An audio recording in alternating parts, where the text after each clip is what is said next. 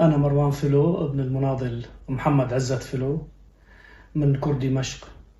حابب أحكي لكم شوي عن الكرد في دمشق. حي الأكراد أسس في عام 1200 وشوي، يعني تقريبا 1260 1280 في العهد الأيوبي، لكن في دمشق يوجد أكثر من حي للكرد، يعني من ضمن الأحياء الكردية أخرى في دمشق القديمة مثل حي سوق ساروجا، ونسبة إلى سهل سروج سمي بهذا الاسم، وكان يضم بشكل أساسي العائلات الكردية ذات الصفة الاجتماعية العالية كضباط بالجيش العثماني بهذاك الوقت وغوات وهكذا. أيضا يوجد هناك حي آخر يدعى حي القيمرية أيضا، لكن هؤلاء الكرد في ذلك الحي اندثروا، يعني ما عاد حدا يعرف حاله أنه هو كردي. والحي الأساسي اللي بدمشق هو حي الأكراد، اللي تم تغيير اسمه من حي الأكراد إلى حي ركن الدين في العهد الناصري لمنع صيغة الصفة القومية للحي، لكن ما زالت حتى هوياتنا حتى هذه اللحظة يكتب فيها الخانة تبعنا خانة أكراد، يعني مذكور كلمة أكراد بالخانة تبعنا، وهذا دليل على أنه الحي كان بالخالص حي كردي. وحي الأكراد يبتدئ من سفح جبل قاسيون، يبدأ من منطقة نسميها الزينبية، هي منطقة غرب جامع أبو النور، ينتهي في بداية مساكن برزة الحالية. يعني قديما كان حتى جامع كان قديم هناك، جامع إبراهيم الخليل كان أو كان مقام يتم زيارته. هذا الحي مقسم لأزقة تمثل عادة القبائل الكردية أو العشائر الكردية التي قطنت هذا الحي. يعني بمنطقة الساحة مثلا في عندنا زقاق اسمه زقاق عرفات نسبة لآل عرفات آغا اللي كانوا يقطنون تلك المنطقة. بعد منه في عندنا كمان زقاق اسمه زقاق المتيني، عندنا زقاق الوانلي أول، زقاق وانلي ثاني لأنه الوانلي عندنا عدد كبير، عندنا زقاق الكيكية، عندنا زقاق الميقرية وهكذا. عندنا أزقة تشمل يعني كل العشائر الكردية اللي منتشرة في حي أكراد. وقيل لي يعني في أحد المرات عندما زار والدي أحد من كبار الكرد من كردستان باكور أن حي الأكراد لديكم وكأنه كردستان مصغرة، إذ يوجد به كل القبائل الكردية من كل الأصقاع، يعني من روج آفال، من باكور، من باشور، من روجهلات أيضا. حتى أن اللهجات الكردية المتداولة يعني حتى سنة الأربعينات، يعني 45 46 كل السكان الحي كانوا يتكلمون اللغة الكردية بشكل طليق، يعني وقسم منهم لا يتكلم العربية حتى. لكن بعد فترة ال 48 بعد انكسار الفلسطينيين يعني بمسألة دولة فلسطينيين، يعني أتى إلى الحي بعض المجموعات الفلسطينية وقطروا الحي خاصة من منطقة صفد، وأغلبهم هم كانوا فلاحين لدى الإقطاعيين الأكراد الذين كانوا يملكون أراضي في فلسطين، كما يملكون أراضي تلتين الجولان تقريبا، ومعظم أراضي الغوطة الشرقية بشكل أساسي وحتى الغربية، لكن الشرقية بشكل أساسي معظم الملاكين هن من كرد، مثل بيت بوزو، مثل بيت الإيبش، يعني من العائلات الكبيرة اللي بيت الإيبش أساسا من سوق ساروجا. وطبعا بالحي تبعنا يعني بحب يعني احكي كمان بالحي تبعنا مو بس يهتم بالقضايا الكرديه، تمسك بكرديته حتى النهايه، وكان يدعم دائما الحراك الكردي في كل الاجزاء من كردستان. يعني انا اذكر يعني في احد بعد انهيار جمهوريه مهاباد، يعني قسم من قاده جمهوريه مهاباد وصلوا دمشق، من ضمنه شخصيه كان اسمه ابراهيم نادري، كان هذا مثل وزير التربية أو وزير يعني التعليم في جمهورية مهاباد. يعني دخل الوالدي ضيفا، استقر في دمشق لفترة لكن ذهب بعدها إلى السعودية، وللأسف يعني استشهد بحادث طائرة بهذاك الوقت. لكن أنا بدي أحكي إنه التطور الحركة الكردية بسوريا بدأت، يعني حتى بسوريا كلها بدأت من دمشق. وطبعا بدي نوه كمان لنقطة بجوز في ناس ما بيعرفوا إنه منطقة دمشق تاريخيا هي كانت تتبع الإمبراطورية الخورية، لهيك إحنا بنلاقي كثير تسميات في مناطق دمشق هي تسميات باللغة الكردية، مثل منطقة بلودان التي تعني المنطقة المرتفعة، مثل منطقة سرغويا اللي بيقولوها هن سرغايا، لكن الفلاحين بيلفظوها تماما مثل ما تلفظ بالكردي سرغويا، يعني رأس الدغل. وعندنا كمان منطقة الزبداني أو سيبداني، يعني منطقة التفاح. وعندنا الجولان يعني أرض الورود كمان. وعندنا دوما اللي هي تعني لأنه كان دائما فيها ضباب، وهي يعني دومان جاي من كلمة دومان، يعني فيها شكل من أشكال الضباب بهذاك الوقت. وحتى جبل قاسيون اللي بيفتخروا فيه سكان دمشق هو أساسا اسم يعني يتبع تسمية كاشيون، يعني هي الكاشيون الكرد اللي موجودين كان بالأساس هن يطلق عليهم البابليون كاسم تغييرا للاسم، وتحول حرف الشين إلى سين، وهذا وارد يعني باللغة، يعني مثل كلمة شام أو سام، مثل كلمة شامان أو سامان. هذا الاسم متردد في اللغة الكردية وله ارتباط جذري بالثقافة الكردية القديمة والديانات الكردية القديمة، حتى لذلك اسم شام هو متآتي من هذه التسمية. أعود إلى حي الأكراد من جديد لأقول لكم أن حي الأكراد يعني في تلك الفترة، خاصة بعد انكسار ثورة الشيخ سعيد بيران، قسم من القادة الكرد دخلوا حاليا يعني سوريا. هذاك الوقت الحدود لم تكن مغلقة أساسا، يعني صح تم ترسيم الحدود لكن كانت الحدود مفتوحة، يعني كان يحسن الإنسان يزور مناطق كردستان باكور أو جماعة كردستان باكور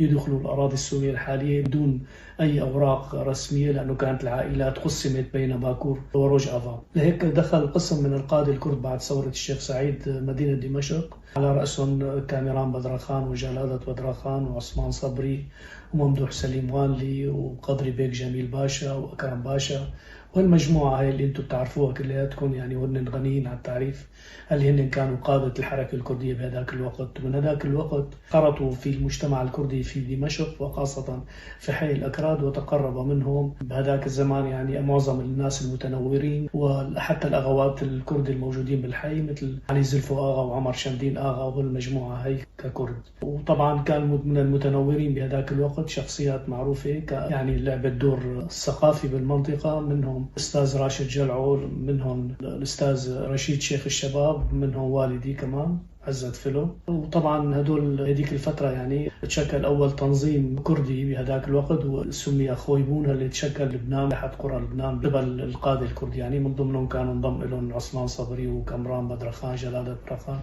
حتى من كردي دمشق كان بيناتهم كمان خالد قطرش ابن عمه لخالد بقداش، يعني لأنه خالد بقداش كمان هو خالد بقداش قطرش انتسبوا بهالتنظيم هذا. وهذا التنظيم يعني الفترة هي يعني أعطى تعليمات حتى للشباب المثقفين إنه لازم منطقة الروج أفا بسبب التخلف اللي كان فيها من ناحية التعليم نتيجة الإهمال الكبير من قبل الدولة وحتى فترة الاستعمار الفرنسي، أرسل بعض من المعلمين الكرد الدمشقيين إلى منطقة الجزيرة لرفع نسبة الوعي القومي والتعليم باللغة الكردية. من ضمنهم نفس المجموعة اللي حكيتها، وإضافة لهم كمان في شخصيات أخرى لسنا في وارد طرح كل الأسماء. الشيء الثاني اللي أنا كمان حابب أقوله، بهالفترة هاي كمان بلشت تتأسس نوادي ثقافية رياضية، من ضمنها نادي كردستان، نادي هنانو، نادي صلاح الدين الأيوبي، وهدول النوادي لعبوا دور فعال جدا في رفع الوعي القومي لدى الكرد، خاصة لدى كرد دمشق. وهيك ارتبط كرد دمشق بقضيتهم وأصبحوا يتابعون الأخبار الكردية، إن كان بكل الأجزاء، إن كان بباكور ولا باشور ولا روجعلات. وهذا يعني له كان أثر كبير جدا، وكان في كل بيت كردي كانت صورة للملا مصطفى البرزاني تعلق في البيوت، أو صورة للقاضي محمد. وأذكر تماما يعني في بيتنا كان صورة لكل هؤلاء القادة. لكن تم في فترة الناصرية اضطر معظم الكرد بهذاك الوقت نتيجة التفتيش والضغط على الشعب الكردي بهذاك الوقت، اضطرينا بشكل أساسي، اضطرت هؤلاء الناس أنهم يا إما يخفوا هاي الصور والوثائق والكتب اللي كانت لديهم أو إتلافها. وطبعا بهالفترة هاي كمان أبو عثمان صبري وكمان جلالة بدرخان كمان أسسوا مدرسة لتعليم اللغة الكردية في دمشق، في حي دقاق المتيني، في بيت الأستاذ إسماعيل حقي، وهو زازا يعني عشيرته زازا كنيته حقي. وهذا البيت فتحوا مدرسة يعني لتعليم اللغة الكردية، لأنه كان الحي بهذاك الوقت يتقن اللغة الكردية لكن فقط لتعليم القراءة والكتابة باللغة الكردية. وكان أبو عثمان صبري قد ألف كتاب الألف الباء الكردية بهذاك الوقت، بعد ما طبعا اتفقوا المجموعات اللي شكلوا الأحرف الكردية، جلالة بدرخان وعثمان صبري وغيرهم، اختصروا بعض الأحرف، لأنه كان عثمان صبري لديه 5 أحرف إضافية عن الأبجدية اللي وجد جلال، لكن تم اعتماد الأبجدية التي طرحها جلالة بدرخان، وعلى أساس هذا وضع كتاب وتم تعليم اللغة الكردية بهي المدرسة هي كمان لهؤلاء. وهدول الناس يعني اللي تعلمت اللغة الكردية كمان تم إرسال هؤلاء المعلمين إلى منطقة الجزيرة للتدريس باللغة الكردية، من ضمنهم والدي، اللي تم يعني بعد ما تركيا احتجت على تشيل الحكومة الفرنسية بهذاك الوقت، تم طلب من والدي أن يترك المناطق الكردية أو القرى الكردية الكردية التي يدرس فيها، وخيروا بين قرى عربية أو قرى آشورية، فاختار والدي قرية آشورية هي كانت معروفة يعني بمنطقة الجزيرة، ودرس الفترة الآشورية فقط لإتمام السنة، وبعد منها انتقل إلى دمشق، فلم يعين في حي الأكراد بل تم نفيه أيضا إلى كل اللي ذهبوا تم نفيهم كمان إلى الريف. والدي درس في منطقة الغزلانية اللي كان بيملكها حسين بيك إيبش اللي هو غني عن التعريف، والآخرين قسم منهم لمناطق درعا وقسم للسويدة، يعني تم تشتيتهم بهذيك الفترة حتى أنهيت القضية هي وعادوا مجددا إلى حي الأكراد لنشر الفكر القومي. طبعا بالحي تبعنا كان يعني في ناس بيعرفوا أنه الحي تبعنا هو كان بينطلق منه كل القضايا الثقافية، يعني من ضمنها عندنا كنا مثلا مشايخ معروفين بالمنطقة كانوا بيديروا الحالة الدينية بالمنطقة، من ضمنهم ملس رمضان البوطي والده للدكتور سعيد رمضان البوطي، أمين كفتارو والده للشيخ أحمد كفتارو، والشيخ جزي كمان، يعني دول كانوا بيديروا المنطقة من الناحية الدينية، إضافة أنه كان هناك لدينا أيضا متنورين مثل خالد بقداش وخالد الزعيم وشخصيات متعددة، دول انتهجوا المنهج الماركسي بهذاك الوقت، وبدأ الانتشار الفكر الماركسي إضافة للفكر الديني من قبل المتدينين والفكر القومي الكردي. يعني كان في عنا 3 حالات بالحي متطورة جدا، يعني التيارات القومية هذه كان بيقودها جلالة بدرخان وقدري بيك جميل باشا وممدوح سليم وأكرم بيك وعثمان صبري وقدري جان واشتغل المجموعات هي، ومجموعات تدير الفكر الماركسي اللينيني الذي يتبع الاتحاد السوفيتي بهذاك الوقت وناس متدينين. واستمر الحالة هي يعني حتى فترة وصول جمال عبد الناصر للحكم ب 58 لدمشق، وبالتالي صارت سوريا اسمها الإقليم الشمالي للجمهورية العربية المتحدة. بالفترة هي تم التطبيق كثير ضغوط هائلة على الكرد كل المناطق وخاصة على كرد دمشق، لأنه كان كرد دمشق هم فاعلون بهذاك الوقت في الدولة السورية من خلال قيادة الجيش، يعني من خلال ضباط معروفين يعني كسر، من ضمنهم العميد بكري قوطرش مثلا، من ضمنهم فوزي سلو اللي كان هو يعني أعلى رتبة واستلم فترة يعني وزير دفاع واستلم فترة رئيس الدولة كمان، وشخصيات متعددة ما عندي إمكانية لذكر كل الأسماء. وطبعا بالحي تبعنا كان في عندنا كمان مناضلين يعني ثوريين من حتى الثورة السورية بهذاك الوقت، قدموا أنفسهم ضد فرنسا بهذاك الوقت، يعني من ضمنهم بدي أذكر أسماء ماني حافظها لكن لازم أقرأها لأن مشان ما يصير في خطأ. من ضمنهم المجاهد أبو دياب البرازي، المجاهد أحمد الملا الكردي، المجاهد علي عبد الله آل رشي، المجاهد موسى شيخو آل رشي، المجاهد يوسف أحمد زازا، المجاهد سعدو رناي، المجاهد محمد خير إيزولي، المجاهد أحمد باراذي، المجاهد علي بصرف، المجاهد توفيق عليكو، والشهيد للبرلمان السوري واصف فيتو وغيرهم. هؤلاء هم أهم من ضحوا بحياتهم في سبيل سوريا، يعني لمن لا يقول أن الأكراد لم يساهموا في بناء سوريا، فالكرد هم بالأساس هم المساهم الأول في بناء الدولة السورية من خلال القيادات حتى السياسية والعسكرية. يعني كمان من ضمن القيادات السياسية كان بالحي عنا شخصية معروفة كان علي بوزو كمان، واللي هو استلم حتى بالفترة الناصرية وزير، واستلم 3 مرات يعني وقت كان بحزب الشعب وبعدين صار بالحزب الناصري 3 مرات نصب بمنصب الوزير، وزير داخلية وزير تعليم عالي وزير القضاء، يعني وزيرا للقضاء كمان كان. وطبعا في كان شخصيات عنا يعني مهتمة بالشأن السياسي. بدي أحدث قديما يعني قبل يعني حتى بمسألة التعليم واهتمام الشعب الكردي بمسألة التعليم كمان كان لدينا في هذاك الوقت قبل ما الأطفال يدخلوا المدارس كان في عنا ما في شيء اسمه الخجوات يعني أو خجو اللي بدرسوا الأولاد بالمدارس، من ضمنهم خليل آل رشي، ملا اسماعيل أومري، الخوجة وسيلة، أم عبد الرحمن البوطي، الخوجة أم زاهد الكرمي، أم أحمد مراد، الخوجة كيلة ملا رسول، الخوجة أمينة وانلي، الخوجة سارة سيرة قوطرش، الشيخ محمد علي قلي، الشيخ خليل بلو، وأضيف إلى ذلك زوجته فيما بعد. أما إبراهيم بلو، الشيخ عبد الرحمن جزماتي، الأستاذ أحمد حلمي، ثم عدد أسماء مواقع في هذه الأكراد. يعني وبالتالي الحي ساهم بشكل كبير بكل القضايا في التنمية الفكرية والتنمية التعليمية بهذاك الوقت. لهيك نحن بالحي عندنا كمان في عندنا مدارس كانت قديمة موجودة بهذاك الوقت، وكان لدينا جوامع كمان، لأنه كمان الجوامع كانت تلعب دور تثقيفي وتعليمي لشعبنا الكردي بهذاك الوقت. مثلا من ضمنها يعني في عندنا أول جامع اللي بيبدأ جامع أبو النور اللي كان يعني يتبع للإمام أمين كفتارو اللي بعد منه صار الشيخ أحمد كفتارو. عندنا جامع ملا رمضان البوطي كمان، وعندنا جامع الركنية، وعندنا جامع حامو ليلى، وعندنا جامع كردان.